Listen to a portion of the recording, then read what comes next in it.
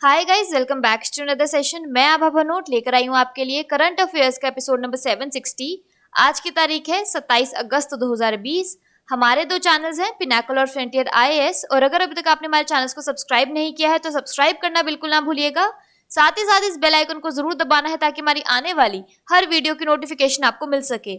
हमारी दो वेबसाइट्स हैं, sscpinnacl.com और baljeetdhaka.com। इन दोनों को विजिट करना बिल्कुल ना भूलिएगा।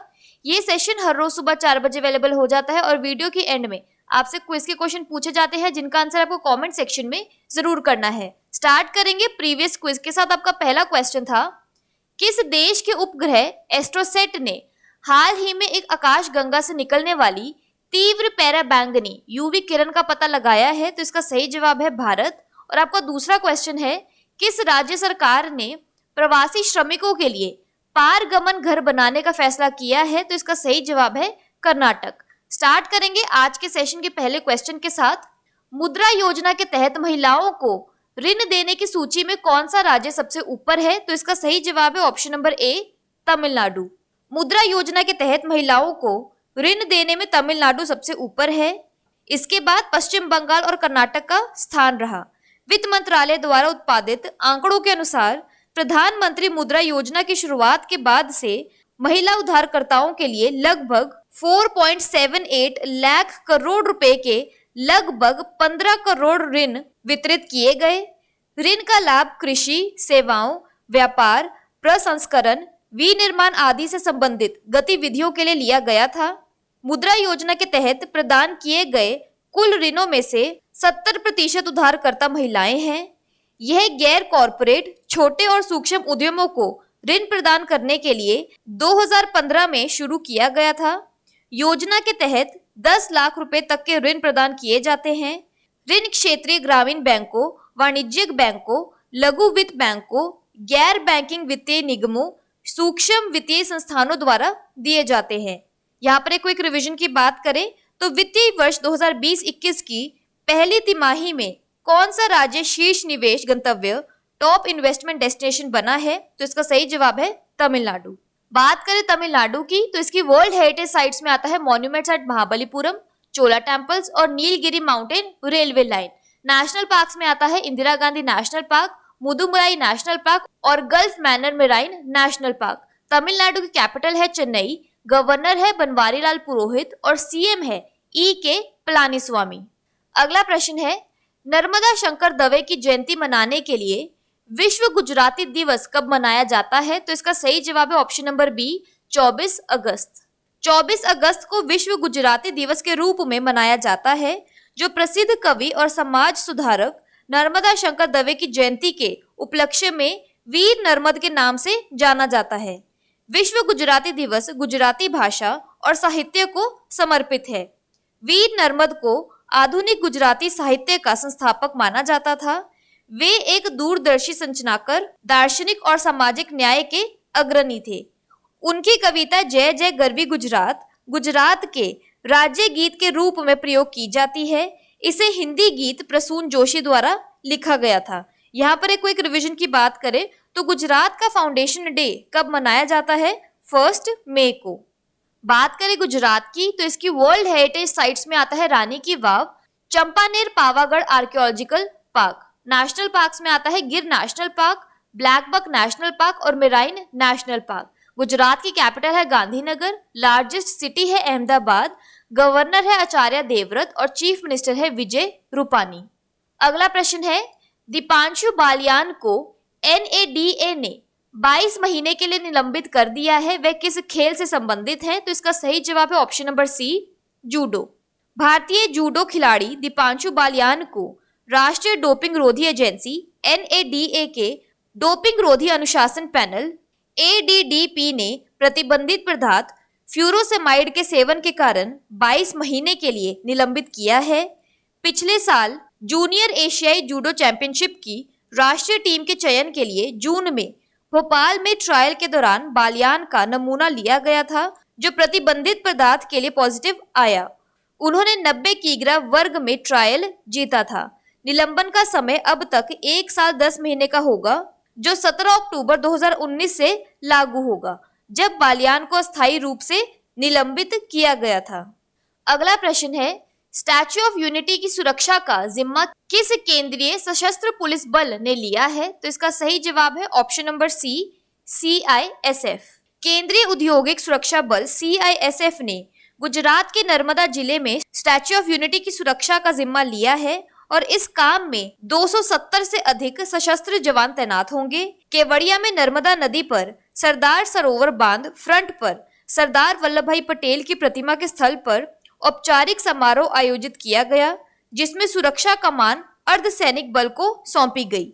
CISF की टुकड़ी 23 एकड़ में फैले स्टैच्यू ऑफ यूनिटी परिसर को सशस्त्र सुरक्षा प्रदान करेगी। यहाँ पर एडिशनल इंफॉर्मेशन की बात करें तो प्रधानमंत्री मोदी 31 अक्टूबर को राष्ट्रीय एकता दिवस के अवसर पर गुजरात में स्टैच्यू ऑफ यूनिटी परिसर में लोक प्रशासन उत्कृष्टता के लिए प्रधानमंत्री पुरस्कार प्रदान करेंगे।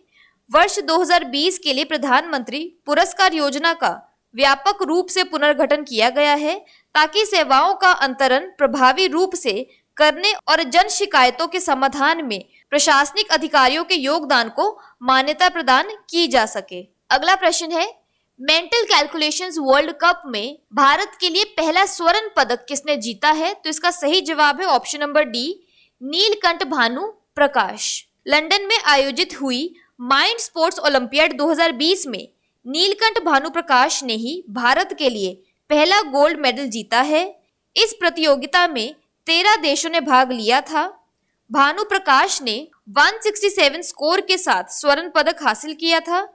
लेबनान के दावेदार मोहम्मद एल मीर ने 102 अंक के साथ रजत पदक और UAE की अस्मिता पाल ने 100 अंकों के साथ कांस्य पदक हासिल किया था। उन्होंने एक नया ऑल टाइम रिकॉर्ड बनाया है और शकुंतला देवी के रिकॉर्ड को पछाड़ा है। भारत के आर्यन शुक्ला 96 स्कोर के साथ चौथे स्थान पर रहे।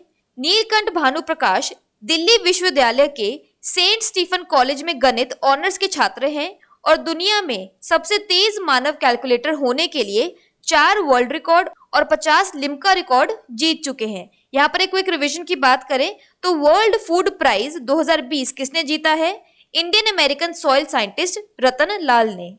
अगला प्रश्न है, महिला ब्रिटिश ओपन जीतने वाली सोफिया पोपोव किस देश की पहली महिला गोल्फर बन गई हैं? तो इसका सही जवाब है option number B, Germany. Sophia Popov महिला ब्रिटिश ओपन जीतने वाली जर्मनी की पहली महिला गोल्फर बन गई हैं। सोफिया की जीत काफी हैरान करने वाली है क्योंकि उनकी विश्व रैंकिंग 304 है और पिछले साल उन्हें LPGA ladies professional golf association tour से हटा दिया गया था।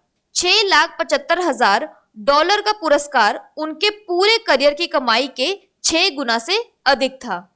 पोपोव ने कभी भी एक वरिष्ठ पेशेवर कार्यक्रम नहीं जीता था। यहाँ पर एक क्विक रिवीजन की बात करें तो अर्जुन अवार्ड 2020 गोल्फ किसे मिला है? अदिति अशोक को। बात करें जर्मनी की तो इसकी कैपिटल है बर्लिन, करेंसी है यूरो और चांसलर है एंजेला मर्कल। अगला प्रश्न है, पोलोमी घटक ने हाल ही में किस खेल से संन्यास लेने की घोषणा की है? तो इसका सही जवाब है option number B, table tennis. भारतीय महिला टेबल टेनिस दिग्गज खिलाड़ी पोलोमी घटक ने अपने संन्यास की घोषणा की है। पोलोमी पिछले कुछ दशकों में महिलाओं की टेबल टेनिस में सबसे बड़ा नाम था। उनके पास 7 रिकॉर्ड हैं और वे आसानी से 8 खिताब जीतने के रिकॉर्ड की बराबरी कर सकती थी जो वर्तमान में इंदु पुरी के पास है। पोलोमी अब अपने पति पूर्व राष्ट्रीय चैंपियन सौमदेव रॉय के साथ अपनी अकादमी को उत्कृष्टता केंद्र में बदलने के लिए शामिल हो गई हैं। यहाँ पर उन्हें फोटोग्राफ में देख सकते हैं। और एक क्विक रिवीजन की बात करें तो राजीव गांधी खेल रत्न अवार्ड 2020 टेबल टेनिस प्लेयर किसे मिला है? मनिका बत्रा को। और Arjun award 2020 table tennis player मिला है मधुरिका सुहास पटकर को। अगला प्रश्न है, अलांग गुजरात में किस भारतीय नौसेना जहाज को तोड़ने का काम किया जाएगा? तो इसका सही जवाब है option number B, INS Virat. दुनिया के सबसे पुराने विमान वाहक युद्धपोत INS विराट को तोड़ने का काम जल्द ही शुरू किया जाएगा। इसे गुजरात के अलंग में तोड़ा जाएगा। INS विराट को 30 साल की सेवा के बाद आधिकारिक तौर पर 6 मार्च 2017 को ही रिटायर कर दिया गया था। INS विराट को स्क्रैप करने का निर्णय भारतीय नौसेना के उचित परामर्श में लिया गया है। 1987 में भारतीय नौसेना में शामिल किए गए लंबे समय तक सेवारत युद्धपोत को श्री राम ग्रुप ने पिछले महीने metal scrap trade corporation limited द्वारा आयोजित एक नीलामी में 38.54 करोड़ रुपए में खरीदा था। 226 मीटर लंबा और 49 मीटर चौड़े आईएनएस विराट ने भारतीय नौसेना में शामिल होने के बाद जुलाई 1989 में ऑपरेशन जुपिटर में पहली बार श्रीलंका में शांति स्थापना के लिए ऑपरेशन में हिस्सा लिया था। यहाँ पर एडिशनल इंफॉर्मेशन की बात करें तो आईएनएस विक्रमादित्य को 2013 में कमीशन किए जाने से पहले यह भारतीय नौसेना का प्रमुख था। अब आईएनएस विक्रमादित्य भारतीय नौसेना का प्रमुख वाहक है। आईएनएस विक्रमादित्य को रूस से खरीदा गया था। आईएनएस विक्रांत एक स्वदेशी विमान वाहक पोत है जो कोचीन शिपयार्ड में बनाया जा रहा है। आईएनएस विशाल प्रस्तावित दूसरा स्वदेशी विमान वाहक पोत है। भारत सरकार ने हाल ही में HMS क्वीन एलिजाबेथ की तर्ज पर एक विमान वाहक का निर्माण करने के लिए यूके से संपर्क किया है। अगला प्रश्न है, IUCN सूची में लुप्त प्राय के रूप में सूचीबद्ध महासीर नामक एक दुर्लभ मछली हाल ही में किस नदी पर देखी गई है? तो इसका सही जवाब है ऑप्शन नंबर बी, सिलरू नदी। एक दुर्लभ मछली जिसे महासीर वैज्ञानिक नाम टॉर कहा जाता है को आंध्र विश्वविद्यालय के प्राणी विज्ञान विभाग के शोधकर्ताओं की एक टीम द्वारा सिलेरू नदी में देखा गया है। यह मछली IUCN प्रकृति के संरक्षण के लिए अंतर्राष्ट्रीय संघ द्वारा लुप्त प्राय श्रेणी के तहत सूचीबद्ध है। महासीर आमतौर पर हिमालयी क्षेत्र में हिमाचल प्रदेश, उत्तराखंड, नेपाल के माध्यम से चलने वाली नदियों में पाई जाती है, लेकिन देश के इस हिस्से में इसे पाया जाना दुर्लभ है। अगला प्रश्न है, करियर से जुड़ी जानकारी देने के लिए भारतीय वायुसेना ने कौन सा ऐप लॉन्च किया है? तो इसका सही जवाब है ऑप्शन नंबर बी, माई IAF। वायुसेना प्रमुख राकेश कुमार सिंह भदौरिया ने भारतीय वायुसेना IAF में शामिल होने के इच्छुक उम्मीदवारों को करियर से संबंधित जानकारी और विवरण प्रदान करने के लिए माई IAF नामक एक नया मोबाइल एप्लीकेशन लॉन्च किया है। डिजिटल इंडिया पहल के तहत लॉन्च किए गए इस ऐप को centre for development of advanced computing CDAC के सहयोग से विकसित किया गया है। ऐप सिंगल डिजिटल प्लेटफॉर्म के रूप में कार्य करेगा, जहां उपयोगकर्ता भारतीय वायुसेना में अधिकारियों और एयरमैन दोनों के लिए चयन प्रक्रिया, प्रशिक्षण पाठ्यक्रम, वेतन और भत्तों आदि के विवरण की जानकारी हासिल कर सकेंगे। बात कर लेते हैं आज के सेशन की क्विक समरी की। तो मुद्रा स्कीम के अंडर विमेन्स को लोन प्रोवाइड करने में टॉप किस राज्य ने किया है? तमिलनाडु ने। वर्ल्ड गुजराती डे कब मनाया जाता है? अगस्त 24 को। दीपांशु बालियान जिन्हें NADA ने सस्पेंड किया है किस खेल से संबंधित है? जूडो से। स्टैच्यू ऑफ यूनिटी की सिक्योरिटी का जिम्मा किसे दिया गया है? CISF को। मेंटल कैलकुलेशन वर्ल्ड कप में first ever gold medal India के लिए किसने जीता है? नीलकंठ भानु प्रकाश ने। विमेन ब्रिटिश ओपन जीतने वाली सोफिया पोपोव किस देश से बिलोंग करती है? जर्मनी से। पौलमी घटक जिन्होंने हाल ही में रिटायरमेंट ली है किस खेल से संबंधित है? टेबल टेनिस से। किस इंडियन नेवल शिप को अलंग गुजरात में डिसमेंटल किया जाएगा? INS विराट को। रेयर फिश महासीर किस नदी में पाई गई है? सिलेरू रिवर में। इंडियन एयरफोर्स से रिलेटेड इंफॉर्मेशन के लिए कौन सा ऐप लॉन्च किया गया है? माई IAF।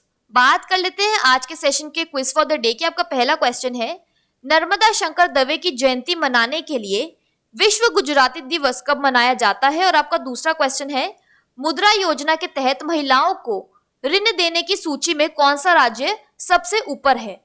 और अगर अभी तक आपने हमारे चैनल को सब्सक्राइब नहीं किया है तो सब्सक्राइब करना बिल्कुल ना भूलिएगा। साथ ही साथ इस बेल आइकन को जरूर दबाना है ताकि हमारी आने वाली हर वीडियो की नोटिफिकेशन आपको मिल सके। हमारी दोनों वेबसाइट्स SSC CGL Pinnacle.com और BaljitDhaka.com को विजिट करना बिल्कुल ना भूलिएगा। Thank you so much.